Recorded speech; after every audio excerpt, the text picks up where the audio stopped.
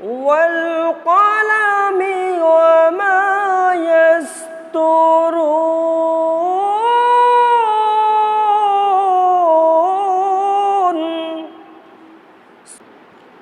আল্লাহর হাবিব সাল্লাল্লাহু আলাইহি সাল্লাম যে ফেরেশতা পৃথিবীর ভিতরে সমস্ত মানুষের জান কবজের দায়িত্ব আছে, ওই ফেরেশতা আজরাইল আলাইহিস সালাম, কুরআন হাদিসের ভাষায় যার নাম মালাকুল মাউত। আল্লাহর হাবিব সাল্লাল্লাহু আলাইহি সাল্লাম মালাকুল মাউত আজরাইল আলাইহিস সালামকে জিজ্ঞাসা করলেন, রে মালাকুল মাউত আজরাইল, সারা পৃথিবীর ভিতরে বিভিন্ন প্রান্ত থেকে লক্ষ হাজার হাজার মানুষ মারা যায়, তুমি কিভাবে টের পাও এবং কিভাবেই বা তুমি তাদের জান কবজ করো? এত মানুষের জান তুমি কিভাবে কবজ করো বা কিভাবে টের পাও যে এই সমস্ত ব্যক্তিদের জান কবজ করা লাগবে?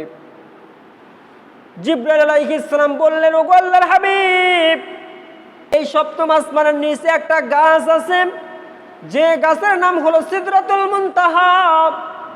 সিদরাতুল মুনতাহা শব্দের অর্থ হলো শেষ প্রান্তের কুল বৃক্ষ, বড়ই গাছ। পৃথিবীর ভিতরে যে পরিমাণ মানুষ আছে, ওই গাছের ভিতরে ওই পরিমাণ পাতা আছে। যখনই কারো মৃত্যুর সময় চলে আসে, আল্লাহর হাবিব সাল্লাল্লাহু আলাইহি সাল্লামকে মালাকুল মাউত আজরাইল বললেন, ওগো আল্লাহর হাবিব, যখনই একজন মানুষের মৃত্যুর সময় ঘনিয়ে আসে, ওই লোকটা যদি মুমিন হয়, 40 দিন আগ থেকে ওই গাছের পাতাটা, লোকটা যদি মুমিন হয়, তাহলে 40 দিন আগে তার ভিতরে আলামতগুলো প্রকাশ পাইতে থাকে, সে নিজে বুঝতে পারে। সুবহানাল্লাহ। 40 দিন আগে মালাকুল মাউত আজরাইল তার ফেরেশতাদেরকে পাঠিয়ে দেন, পাঠিয়ে গিয়ে ওই ব্যক্তির কাছে আওয়াজ দিয়ে বলে দেন, তাকে বুঝায় দেন, তার মনের ভিতরে অস্থিরতা তৈরি করে দেন। এই দুনিয়ার জীবনে তুমি মেহমানের মতো কিছুদিনের জন্য আসছিলে। যদি কেউ কারো মেহমান বাড়িতে যায়, সারা বছর থাকে, কয়েকদিনের জন্য যায়, 3 দিন 4 দিন 5 দিন, বিদেশ গেলে কয়েক বছরের জন্য যায়, 8 বছর 10 বছর 20 বছর, তারপরে কিন্তু আবার রিটার্ন ফেরত আসা লাগে। ওই ব্যক্তির মনের ভিতরে এই প্রভাব বিস্তার করে দেয়, তোমার কিন্তু সময় শেষ হয়ে যাচ্ছে। ও মুমিন বান্দা, দুনিয়ার জীবন তোমার শেষ হয়ে যাবে, পরকালীন জীবন তোমার ঘনিয়ে আসতেছে। তুমি তোমার যে ঋণগুলো আছে, তোমার যে হকগুলো আছে, সবগুলো চুকায় আসো, সবগুলো মিটে আসো।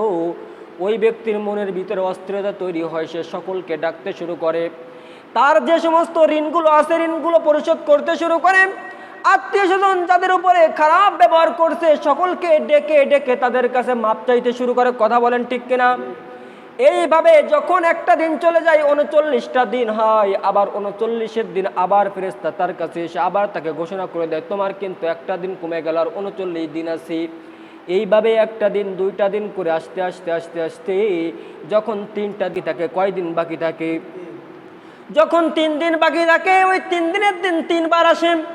আসার পরে আবার তাকে বুঝা দেয়, ও আল্লাহর গোলাম, তোমার দুনিয়ার সময় কিন্তু শেষ হয়ে যাচ্ছে।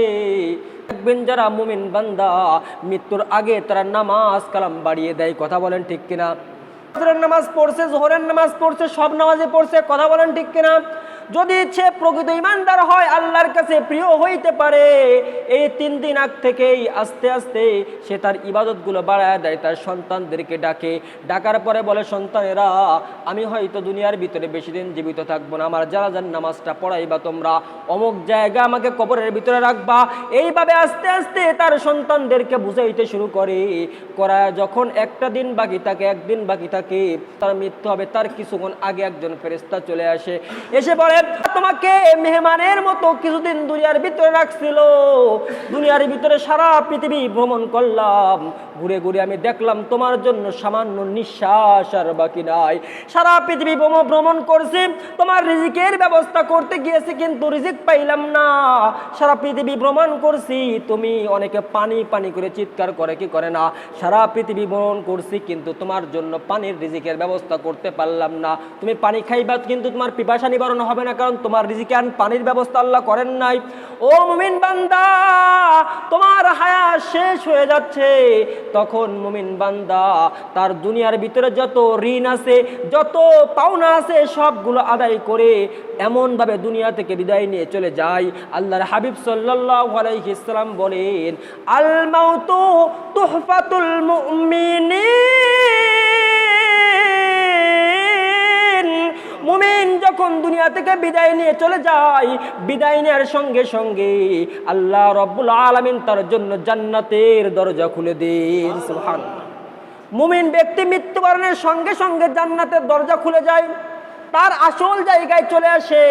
আল্লাহ বলেন, বান্দা দুনিয়ার ভিতরে মেহমানের মতো কিছুদিন ছিলে, বিদেশ যেভাবে মানুষ মেহমানের মতো কিছুদিন থাকে, যখন আবার চলে আসে দেশের ভিতরে তখন প্রশান্তি লাগে কে লাগে না?